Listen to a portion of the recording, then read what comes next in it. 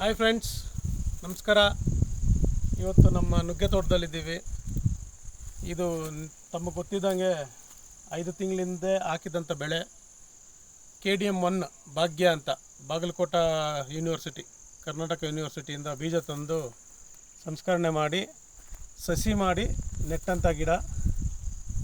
ಈಗಾಗಲೇ ನಿಮಗೆ ಗೊತ್ತಿದ್ದಂಗೆ ಇದರ ಆರೈಕೆ ಎಲ್ಲ ಇದಕ್ಕೆ ಮುಂಚಿನ ವೀಡಿಯೋಗಳಲ್ಲಿ ತೋರಿಸಿದ್ದೀನಿ. ಈಗ ನನಗೇನು ಎತ್ತರವಾಗಿ ಬೆಳೆದಿದೆ, ತಾವು ನೋಡ್ಬೋದು. ಫುಲ್ಲು ಫಾರೆಸ್ಟ್ ಆದಂಗೆ ಆಗ್ಬಿಟ್ಟಿದೆ. ಎಲ್ಲ ಗಿಡ ಆರೋಗ್ಯವಾಗಿದೆ, ಎಲ್ಲ ಹೂ ಬರೋಕ್ಕೆ ಸ್ಟಾರ್ಟ್ ಆಗಿದೆ. ಇನ್ನು ಸ್ವಲ್ಪ ಆರೈಕೆ ಇದೆ.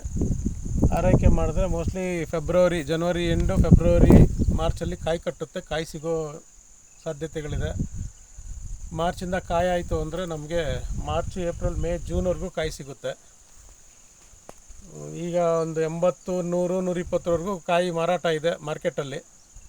ನಾವು ಬೆಳೆದು ನಮ್ಮ ತೋಟದಿಂದ ಹೋಗೋ ಟೈಮ್ಗೆ ದೇವ್ರ ದಯೆ ಒಳ್ಳೆ ರೇಟ್ ಸಿಕ್ಕಿದ್ರೆ ನಾವು ಬೆಳೆದಿದ್ದಕ್ಕೂ ಪಟ್ಟಿದ ಶ್ರಮಕ್ಕೂ ಸಾರ್ಥಕ. ದೇವರು ಕೈ ಬಿಡಲ್ಲ ಅಂತ ನಂಬ್ಕೊಂಡಿದ್ದೀನಿ. ನಮಗೆ ಒಳ್ಳೆ ಆದಾಯ ತರುವಂಥ ಉತ್ತಮ ತಳಿ ಇದು ಮಿಶ್ರ ಬೇಸಾಯದಲ್ಲಿ ಮಾಡಿದ್ದೀನಿ. ನುಗ್ಗೆ ಜೊತೆಗೆ ಮಾವು ಹಾಕಿದ್ದೀನಿ, ನೇರಳೆ ಹಾಕಿದ್ದೀನಿ,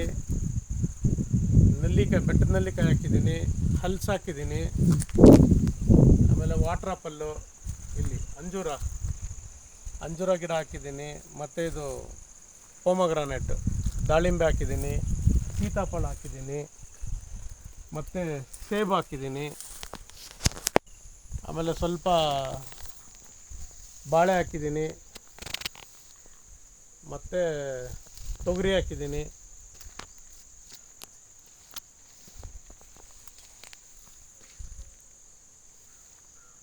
ಸೊ ಮಿಶ್ರ ಬೇಸಾಯ ಪದ್ಧತಿಯಲ್ಲಿ ಎಷ್ಟು ಸಾಧ್ಯನೋ ಭೂಮಿನ ಫಿಲ್ ಮಾಡಿದ್ದೀನಿ. ಎಲ್ಲೋ ಜಾಗನ ವೇಸ್ಟ್ ಮಾಡಿದೆ.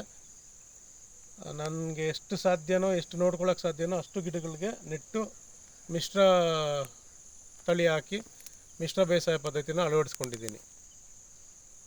ಧನ್ಯವಾದಗಳು.